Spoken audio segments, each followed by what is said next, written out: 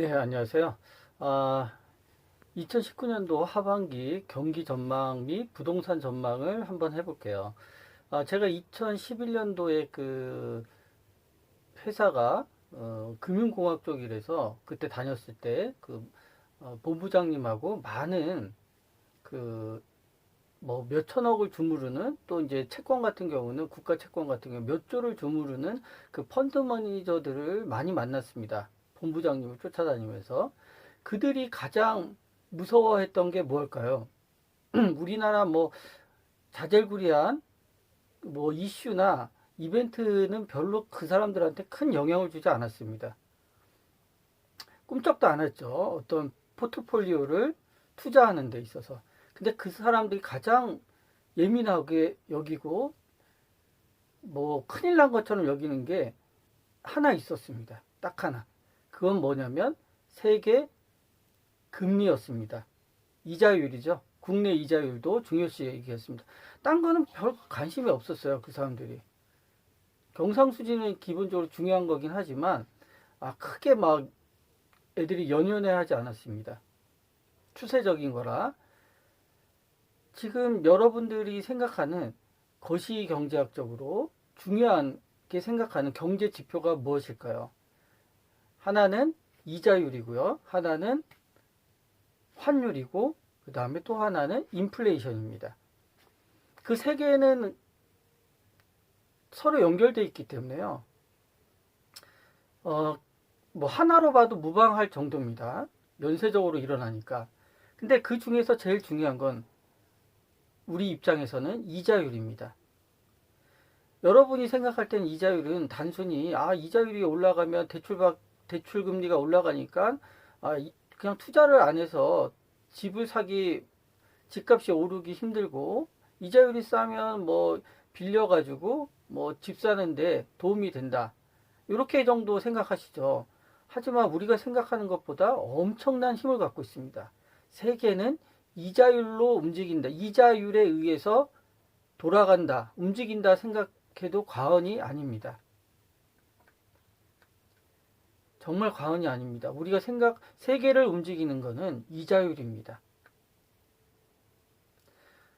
지금 세계의 경제 대통령은 누구냐? 아시는 분들도 있죠. 세계를 움직이는 경제 대통령은 연준입니다. 연준. 미국 금리를 결정하는 연준이죠. 거기에 대통령 의장격인 파월이라는 사람이 지금 연준의 의장입니다. 미국의 금리 이자율을 결정하는 그 위원회 의장이죠. 여러분이 경기 전망을 할 때 굉장히 중요한 것은 그 약간 엉터리 그 전망, 부동산 전망 하시는 분들도 많죠. 전문가라고 하면서 강남이나 그 지방의 몇 개 도시가 2개월 이상 부동산 가격이 오르면 앞으로 몇 년간 앞으로 이제 부동산이 오른다 이렇게 말을 하는 분들이 있고, 또 주식 투자 전문가라는 사람들은 전날에 외국인이 주식을 사들이면 플러스로 사들이면 다음날 뭐 전망할 때 내일은 오릅니다 막 이런 식으로 얘기하시는 분들 많아요. 하지만 정말로 우리 부동산이나 경기를 움직이는 것은 이자율입니다. 왜냐하면 다른 것들은 종속적으로 이렇게 변동이 되는데요. 이자율은 정책적으로 결정을 할 수 있기 때문에 그렇습니다. 근데 이 경제 대통령, 아까 말한 연준의 파월이라는 사람을 누가? 미국 대통령 트럼프가 쫓아내겠다 이런 말을 합니다. 도대체 이 사람들 사이에는 무슨 일이 일어나고 있을까요? 쫓아내버리겠다 그럽니다. 여러분이 정말 중요시 여길 것은 이자율입니다. 이자율. 다른 거는 이자율에 비하면 별 큰 변수가 아니라고 할 수도 있어요. 이자율이 우리 부동산 가격을 움직이고 그 다음에 우리의 삶을 좌지우지합니다. 자, 기본 차트를 보시고 분석을 해보겠습니다. 정말 중요한 게 이자율이라는 것을 꼭 알고 계세요. 지수입니다. 우리나라 주가 지수고요. 이거는 미국 다우존스 주가 지수입니다. 자, 이거를 한번 분석을 해볼 텐데요. 여러 분석 할 수 있는 지표들이 있지만 가장 예민하고 가장 그 경기를 잘 나타내는 주가 지수로 한번 보겠습니다. 2008년에 미국 그 2008년 9년 사이에 미국의 이제 그 부실 채권, 이것도 주택 문제 때문에, 부동산 때문에 그 터지죠. 금융위기가 터집니다. 그래서 이제 자본주의가 뭐 망한다 뭐 이런 소리까지 나오고 난리가 났었죠. 그래서 미국 지수가 4,000포인트에서 거의 반토막이 나옵니다. 2,000포인트까지 쭉 내려오죠.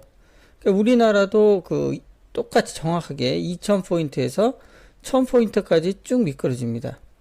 이때 뭐 부동산 값도 뭐 절단이 났죠. IMF 이후에 최대 환란이 되었습니다. 이때. 자, 그래서 이때 제가 강조드렸던 제로 금리를 시행합니다. 미국이 양적 완화라고 그래가지고요. 미국이 자기네 신용을 담보로 달러를 무지막지하게 유통시킵니다. 양적 완화, 달러를 무지막지하게 유통시키고 또 하나 또 금리를 최저금리, 그러니까 0.25포인트 제로 금리에 가깝게 금리를 낮춰요. 그러면 이제 그 기업들은 자본 조달 비용이 되게 싸지는 거죠. 그래서 돈을 마구 빌려서 투자를 할 수가 있습니다. 거의 뭐 꽁으로 돈을 주는 거고, 그 전 세계에 달러가 넘쳐나기 시작하고, 그 다음에 이자율이 싸기 때문에 또 거기다가 또 뭐 돈이 어쨌든 뭐 엄청 됩니다. 그래서 급속도로 회복을 하죠. 경기가 급속도로 회복합니다. 이자가 제로 금리, 또 달러를 마구 찍어내기 때문에 급속도로 단 1년 새에 쭉 올라옵니다. 경기가 여기서도 쭉 올라오죠. 그래서 미국에서 이제 부동산이 완전히 회복되진 않았지만 많이 회복됩니다. 거의 70% 정도까지. 우리나라에서도 한 50% 이상 빠졌던 것이 이제 회복이 되죠. 그래서 돈을 계속 풉니다. 이자율을 초저금리를 계속 금리를 낮추면서 더 이상 낮출 수 없을 0에 가까울 정도로 미국이 금리를 계속 낮춥니다. 이때 우리나라도 이제 금리를 낮추죠. 계속 낮춰서요. 쭉 보시면 금리와의 관계를 볼 수 있죠. 이때는 이제 양적 완화라는 달러도 막 미국이 무식하게 찍어서 뿌려댑니다. 어쨌거나 부작용도 있었지만 경기는 빠르게 회복해서 거의 정상에 가깝게 올라옵니다. 2년에 걸쳐서. 우리나라도 쭉 보시면요. 미국과 똑같이 쭉 올라오죠. 이게 금리의 힘입니다. 금리를 낮추자마자, 이자율을 낮추자마자 서서히 발동되는 경기가 쭉 올라옵니다. 그러니까 금리는 굉장히 중요해요. 여러분이 생각하는 것보다 단순한 게 아닙니다. 그래서 이제 11년 요때쯤에 조정을 받죠. 이렇게 조정을 받고 또 쭉 올라옵니다. 계속 초저금리, 그 다음에 양적 완화, 달러를 계속 미국이 찍어댑니다. 그래서 미국은 쭉 올라오죠. 근데 우리나라는 이제 회복했기 때문에 미국처럼은 안 되죠. 미국처럼 뭐 우리나라가 돈을 막 찍어낼 수도 없고, 그래서 미국이 쭉 올라가면 우리나라도 이제 요때 네, 그래서 2018년도까지 과열적으로 세계 경기가 올라갑니다. 그래서 연말에 이제 미국에서 금리를 계속해서 올릴 수 있다라고 연준 쪽에서 나오니까 큰일이 난 거죠. 세계의 부동산을 움직이는 부동산 신탁 회사들, 캐나다의 제일 큰 부동산 신탁 회사들, 그 사람들은 뭐 몇 조 단위로 부동산을 사들입니다. 우리 모르게. 일반인들 알 수가 없죠. 그 사람들이 큰 손입니다. 그 사람들의 회사 주식이, 회사 가격이 80% 마이너스가 납니다. 그러니까 뭐 1,000원이었던 회사 자산이 뭐 200원이 돼버린 거죠. 또 그 8월, 9월에 홍콩의 가장 큰 유명한 회사가, 그 회사도 거의 뭐 80, 90% 곤두박질합니다. 자산 가치가 빠져나오는 거죠. 투자자들이 금리가 계속 오른다면 굉장히 취약합니다. 부동산 투자 신탁 회사들은. 그래서 9월을 기점으로 세계 부동산이 급속히 냉각됩니다. 우리나라도 막 미친 듯이 부동산이 오르다가 9월 달쯤 낌새가 이상하게 돌아가는 걸 알고요. 큰 기관 투자가들이 부동산 신탁들이나 대형 건설사들이 손을 빼기 시작합니다. 일반 국민 시민들만 막 부동산을 사고 팔고 막 그러죠. 그때 이미 많이 빠져나갑니다. 일부분의 큰 손들이. 그래서 급속히 세계 부동산 시장이 조정을 받아요. 그런데 이 트럼프가 끼어들죠. 자, 한번 보시죠. 네, 그래서 2018년, 2019년 상반기까지 조정을 보이려고 했으나 트럼프가 개입을 하고 연준리 내에서도 위원들 사이에서도 금리를 더 이상 급격하게 올리면 안 된다는 목소리가 나옵니다. 압박이 들어간 거죠. 그랬더니 그걸 눈치챈 투자자들이 발빠르게 움직여서 1월 달에 미국의 주식을 매집하죠. 그래서 급격하게 올라갑니다. 이때는 분명히 미국과 중국의 관계가 확실히 좋아지지 않았는데요. 그 대중들은 모릅니다. 이게 갑자기 막 다우존스 지수가, 미국 지수가 막 올라가고요. 우리나라도 덩달아 올라갑니다. 이건 뭐였냐면 금리가 더 이상 급격하게 오르지 않고 동결될 수 있다라는 신호를 미리 그 사람들이 챙긴 거죠. 발빠르게 대응을 한 거고, 언론이나 우리나라 사람들은 그 이유를 몰랐습니다. 그냥 단순히 1월 효과라고만 생각을 했죠.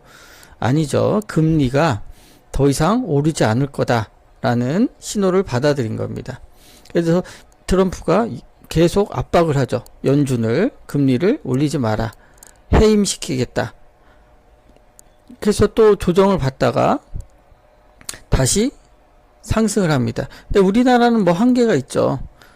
미국이 아무리 그렇다 쳐더라도 우리나라 경상수지라든지 그런 걸 보면서 지금 눈치 보기를 하고 있습니다. 우리나라 부동산 시장은 미국이 전 세계 시장이 하락하는데 미국이 애매하게 멈췄죠. 하락하지 않고 있습니다.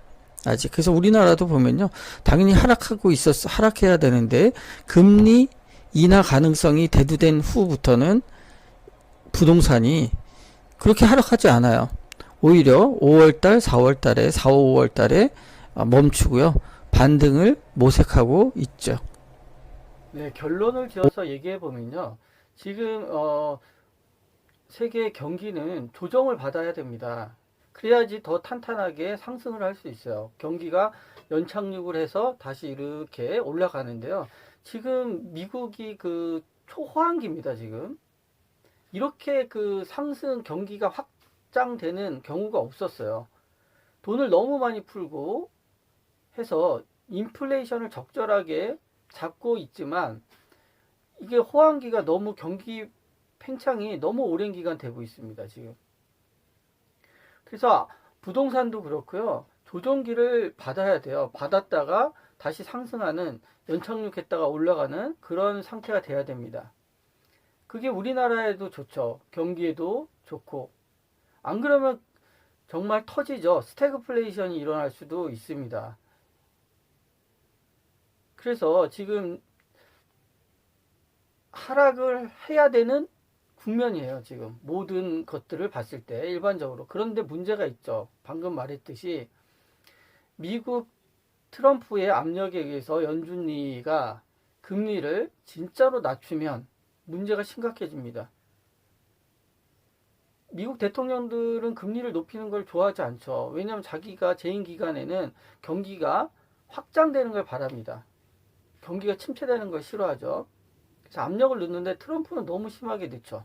그래서 연준이 여기에 굴복을 해서 이자를 진짜 동결이 아닌 낮춘다면 유동성 장세가 일어나죠.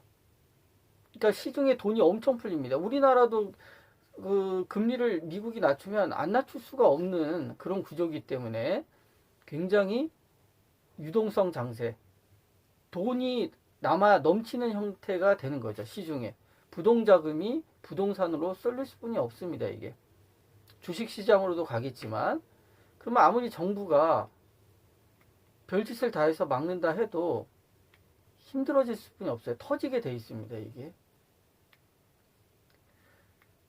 그래서 이제 가장 좋은 시나리오는, 그리고 일반적으로는 하락을 해야 됩니다. 경기가 적적이 하락해서 다시 조정받고 올라가죠. 부동산도 그렇게 되는 시나리오가 맞습니다. 지금 경기로 봤을 때는, 경제 상황으로 봤을 때는. 하지만 미국의 돈의 힘으로 트럼프가 연준을 압박해서 연준이 금리를 낮춘다면 시중에 돈이 넘쳐납니다. 그럼 우리도 금리를 낮출 가능성이 있어요. 우리나라가 한 번 정도는 낮춘다면 금리를, 그러면 경제가 그래도 견딜 수가 있어요. 적정하게. 그런데 금리를 2번 이상 만약에 한국은행에서 낮춘다면 정말 좋지 않은 시나리오가 생길 수가 있다고 봅니다. 그러니까 유동성이, 돈의 힘으로 부동산이든 일반 자산이 올라가는 거죠. 근데 경기는 또 안 좋은 상황에 펼쳐지는 스태그플레이션에 직면할 수가 있습니다. 그래서 우리의 대체는 어떻게 하느냐? 경기는 하락하고 부동산은 적절하게 조정을 받아야 됩니다. 지금. 그런데 변수가 있다 그랬죠. 한국은행이 미국을 쫓아서 금리를 2회 정도 인하한다면 걷잡을 수 없는 수렁으로 돌아갑니다. 그러니까 부동산을 많이 갖고 계신 분들은 금리를 인하해서 인플레이션이 일어나면 좋지 않느냐 이렇게 생각할 수 있는데요. 그거는 굉장히 위험한 생각입니다. 우리 후손들을 위해서도 그렇고요. 그렇게 하면 경착륙을 할 수뿐이 없어요. 경기가 구조적으로 위험해지는 상황으로 끌려갑니다. 그래서 지금은 정상적인 경제 지표로는 조정을 받는 시기다. 단 한국은행이 두 번 이상의 금리 인하를 한다면 유동성이, 돈이 너무 넘쳐나서 시중에 부동산이 오를 수밖에 없는, 그렇지만 경기는 안 좋은 최악의 시나리오로 갈 수 있다는 것을 대비하셔야 됩니다. 그리고 섣불리 투자하면 안 되는 그런 상황에 있는 거죠. 만약에 부동산이 오른다 그러면 처분하는 기회로 삼으셔야 됩니다. 우리나라 펀더멘털이 그렇게 좋지가 않습니다. 아직 나쁘지도 않지만. 그리고 또 경계하셔야 되는 게, 우리가 기다리는 폭락은 없습니다. 주식이든 부동산이든. 또 기다리는 폭등은 만들어지지 않아요. 왜냐? 그렇게 예상이 된다면 이미 대비하기 때문에 그렇죠. 시장에서. 그래서 기다리는 폭락과 폭등은 둘 다 존재하지 않습니다. 시장이 대비를 하기 때문이죠. 그래서 이렇게 마무리 짓고요. 경기는 조정을 받을 거다. 단 한국은행이 2차례 이상의 금리 인하를 한다면 부동산 가격은 상승할 여지도 남아 있습니다.